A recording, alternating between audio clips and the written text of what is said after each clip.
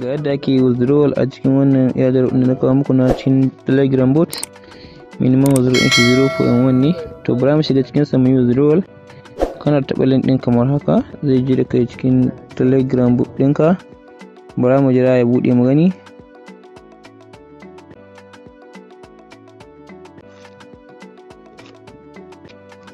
Yawwa yana shigowa da kai sai ka danna open ɗin nan sai ka shiga daga ciki. Yanzu nan muku da za ku yi withdrawal a ciki.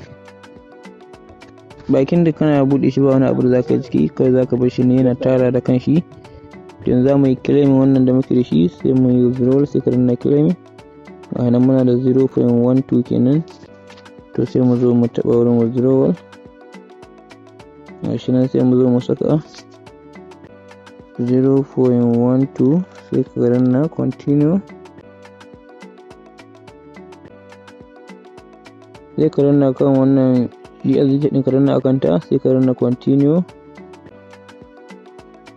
Sai ka je ka ɗauko address na BIP20 kenan. Address ɗinka na BIP20 za ka je ka ɗauko. To za ka ya danganta inda kake so ka yi amfani da shi. Bara mu shiga cikin spender sai mu ɗauko shi kan USDT. To a yana na farkon nan sai ka danna akan shi. Sai ka yi copy address ɗin ga nan sai ka yi minimize ka koma can cikin Telegram. To sai ka yi ok, zo ka saka address sai ka danna confirm. Kun ga riga ya yi withdrawal requesting creating. Sai ka bar shi haka nan, insha Allah zai sauka. Ga withdrawal ɗin mun yi 0.12 minimum withdrawal ɗin shi da ka kai 0.1 za ka iya withdrawal ɗin shi. To kun gan shi nan ma ina tunanin ya sauka a spender.